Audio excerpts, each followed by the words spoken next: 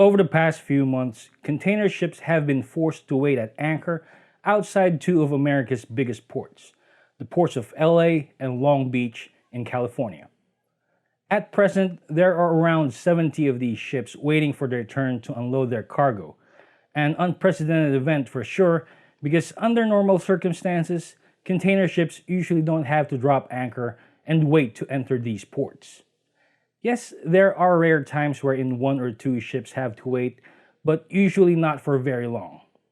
Way back when I was on my first ship, I was on board a container vessel plying the China-Japan-California trade route. Our home port was in the Port of L.A., and in my whole contract, we only had to wait at anchor once, and that was because of a labor strike by the dock workers. Under normal circumstances, our ship completed cargo operations within 2 days, and that was way back in 1997. I'm pretty sure container cargo operations are faster these days. As I was saying, the ports of LA and Long Beach handle around 40% of all cargo containers entering the US, and most of these containers come from China. In effect, these ports are the main gateways for Chinese products to enter the country. We have to take note that the current disruption in the shipping industry is happening worldwide, not just in the US, and it's also not limited to container ships either. However, the effects of the supply chain disruption could be easily seen in the container trade between China and the US, mainly because around 42% of US maritime imports come from China. So the question is, what's the reason behind this backlog? Most people would simply say it's because of COVID. Well, they're not wrong.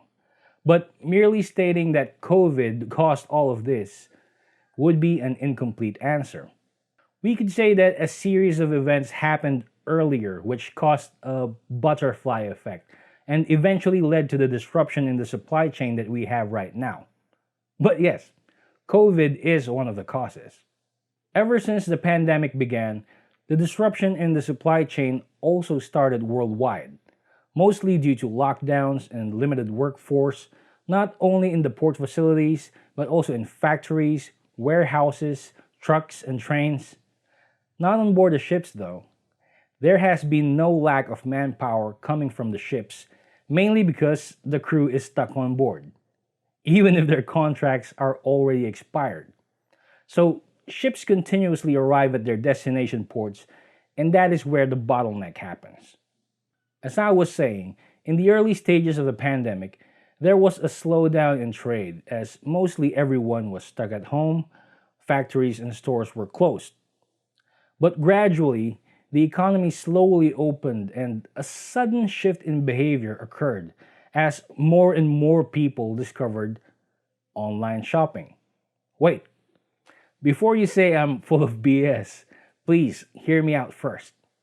Before COVID, a lot of people, including myself, preferred buying stuff in stores or in the mall.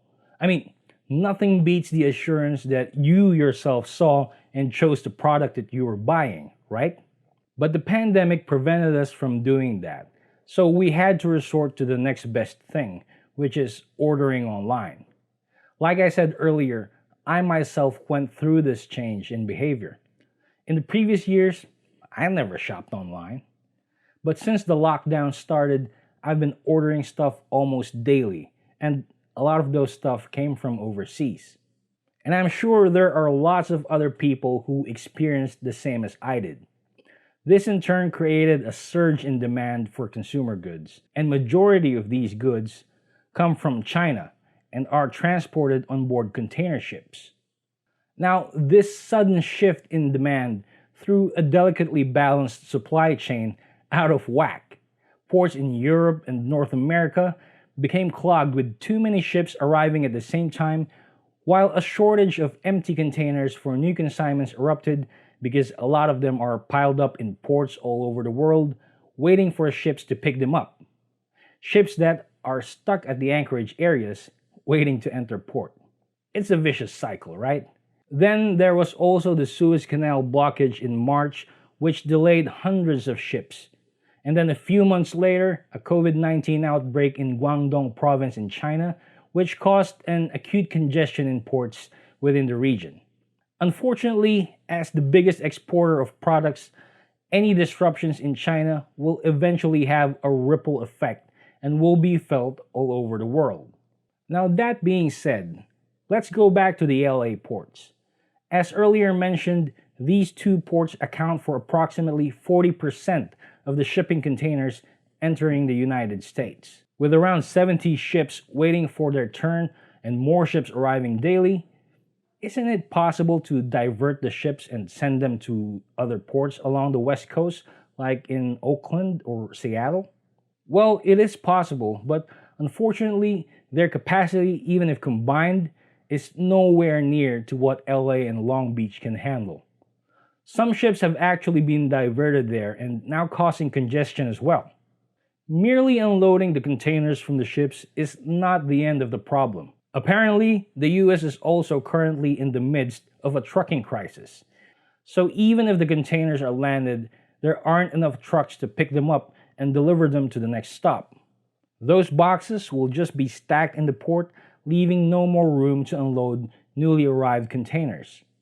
In any case, the massive bottleneck at the California port complex is the result of a combination of factors, both domestic and global, and it's not likely to be fixed for quite some time, especially with the Christmas season coming, which would bring about another surge in demand for consumer products from China. So the long and short of it is that there's just too many incoming containers and not enough facilities to handle them. Now, some of you might be wondering, what do seafarers think about this situation? I mean, being on board a ship that is anchored for an extended period. Honestly, for seafarers, especially for the engineers, we see it as an opportunity to catch up on maintenance jobs.